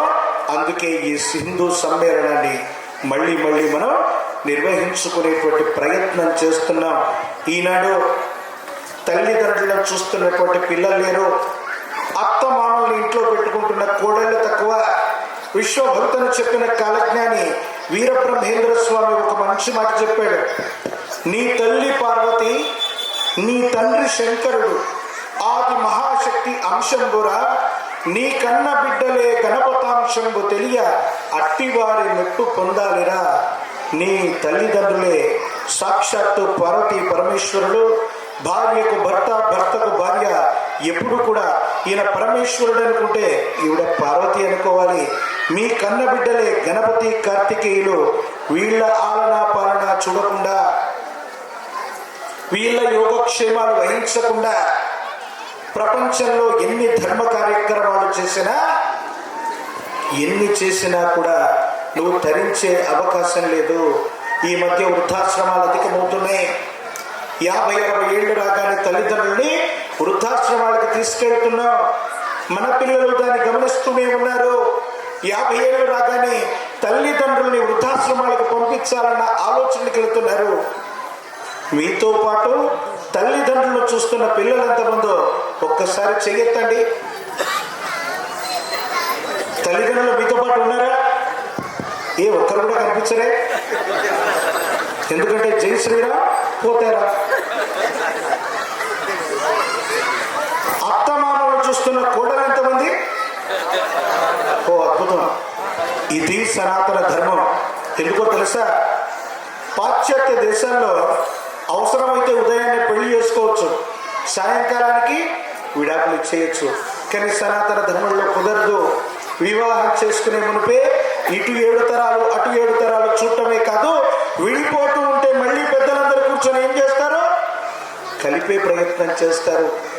అది కేవలం సనాతన ధర్మంలో ఉండి మనిషి మానవత్వ విలువలతో కూడినటువంటి సమాజం అనేటువంటిది కేవలం మన ధర్మంలో ఉంది. కానీ పాశ్చాత్య సంస్కృతిలో ఏమాత్రం కూడా లేదు. కాబట్టి 3 ముఖ్యమైనటువంటి అంశాలని మనం ప్రతిజ్ఞ చేసి విరమించే ప్రయత్నం చేద్దాం. ఈ రోజు నుండి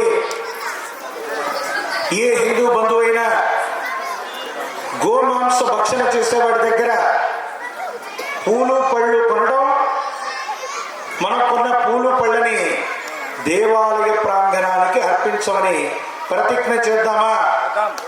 గట్టిగా జై శ్రీరామ్ అని చెప్పండి. పోతే రారని నాకు తెలుసు, గట్టిగా చెప్పదు. సరే, నాకేం వినిపించట్లా, పక్క మీదకి ఏం వినిపిస్తుంది? జై శ్రీరామ్, జై శ్రీరామ్. కాబట్టి పూలు పళ్ళన్నీ రూపాయి ఎక్కువైనా ఎవరి దగ్గర కొనాలి? హిందూ బంధువుల దగ్గర మాత్రమే మనం కొనాలి. ప్రతి హిందూ ఏం చేయాలో తెలుసా? నుదుట బొట్టు పెట్టుకునే ప్రయత్నం చేద్దాం. మన ఇంటి మీద కాషాయ ధ్వజాన్ని ఎగరేద్దాం.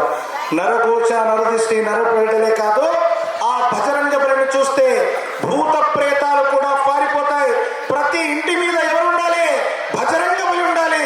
అందుకే కురుక్షేత్ర యుద్ధంలో అర్జునుడి యొక్క ధ్వజ పతాకం కూడా ఎవరు? ఆ బజరంగ బలి. జెండాపై కపిరాజు. కృష్ణుడు కూడా జెండాపై ఎవరి బొమ్మ వేయించాడు? కపిరాజు బొమ్మ వేయించాడు. అందుకే అర్జునుడు, పాండవులు ఆ మహాభారతంలో యుద్ధాన్ని జయించగలిగారు. అంటే ధర్మం జయించాలన్నా, సంకటములు తొలగిపోవాలన్నా సాక్షాత్తు భగవద్గీతను చెప్పిన గీతాచార్యుడే అర్జునుడికి ధ్వజ పతాకంగా జెండాపై కపిరాజు నుంచాడు. ప్రతి ఇంటి మీద కూడా కాషాయ ధ్వజం మీద హనుమంతుల వారు ఉంటే చాలే మన కష్టాలన్నీ కూడా తొలగిపోతాయి. ప్రతి హిందూ బంధువు యొక్క నుదుటి మీద ఆ బజరంగ బలికి చిహ్నమైనటువంటి గంగ సింధూరాన్ని విశేషంగా ధరించే ప్రయత్నం తప్పకుండా చేద్దాం. మరొక్కసారి జై శ్రీరామ్. ఈ సనాతన ధర్మంలో ఇదొక్క విషయాన్ని చెప్పి వదిలిపెడతా. ఈ మధ్యకాలంలో ఓ వ్యక్తి నా దగ్గరకు వచ్చాడు.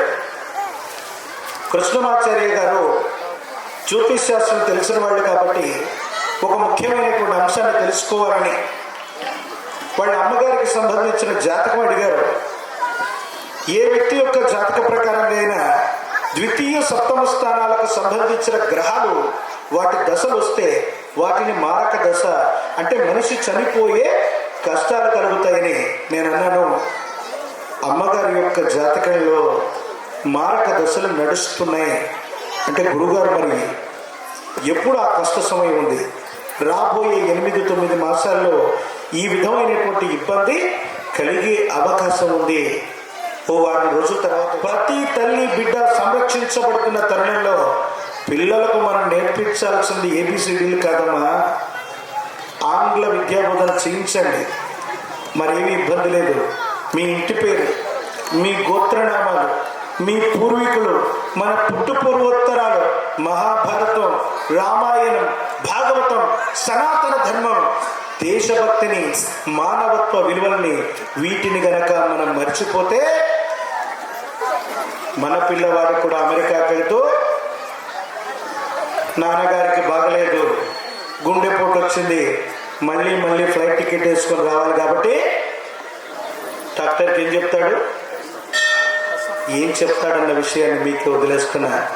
కాబట్టి తల్లిదండ్రులు పిల్లల్ని సంస్కారంతో పెంచాలి. పిల్లలు తల్లిదండ్రుల్ని కడ వరకు కూడా వృద్ధాశ్రమాల్లో కాదు మనతో పాటే పెంచుకుంటామన్నటువంటి ప్రతిజ్ఞ మనం చేస్తూ ప్రతి కోడలు కూడా అత్తగారిని మామగారిని మరో తల్లిదండ్రులుగా, ఎందుకంటే శ్రీధర్మం అనేటువంటిది సనాతన ధర్మంలో గొప్పదమ్మ. ఎప్పుడైతే మెడలో పుస్తల తాడు పడ్డదో ఆ నిమిషం నుండి నీ గోత్రనామం మారిపోయింది, నీ ఇంటి పేరు మారిపోయింది, భర్త ఇంటి పేరు నీ ఇంటి పేరు అయింది, భర్తకు సంబంధించిన గౌరవమే నీదగింది. కాబట్టి ప్రతి తల్లి కూడా అత్తమామల్ని తల్లిదండ్రులుగాను, ప్రతి పురుషుడు కూడా తన అత్తమామలైన తల్లిదండ్రులైన ఖచ్చితంగా వృద్ధాశ్రమంలో చేరుస్తున్నాడు. వృద్ధాశ్రమాలు పెరుగుతున్నాయంటే మనకి పనికిరాని వాళ్ళ కింద లెక్క.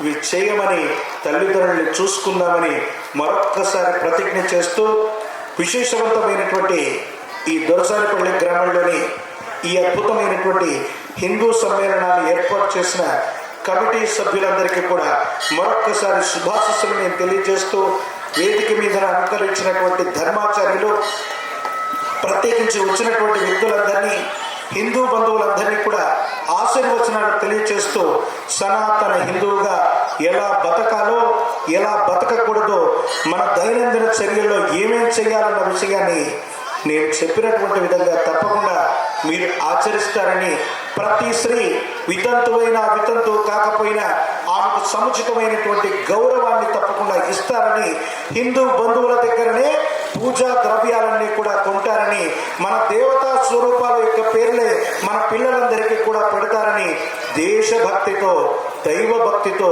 చింతనతో మన పిల్లల్ని పెంచుతాం. మన పెద్దవాళ్ళ మాటల్ని ఆలకిద్దామని మరొక్కసారి మీ అందరికీ కూడా తెలియచేసుకుంటూ సెలవు తీసుకుంటూ మీ కృష్ణమాచార్య బ్రహ్మపదం. జై వీర బ్రహ్మ, జై గోవిందమాంబ, జై జై శ్రీరామ్, జై శ్రీరామ్, జై శ్రీరామ్, జై శ్రీరామ్. భారత్ మాతా కీ జై, భారత్ మాతా కీ జై, గో మాతా కీ జై. హర హర మహాదేవ, హర హర మహాదేవ, హర హర. మహాదేవ. స్వస్తి. ధన్యవాదాలు. ధన్యవాదాలు స్వామీజీ. బ్రహ్మర్షి డాక్టర్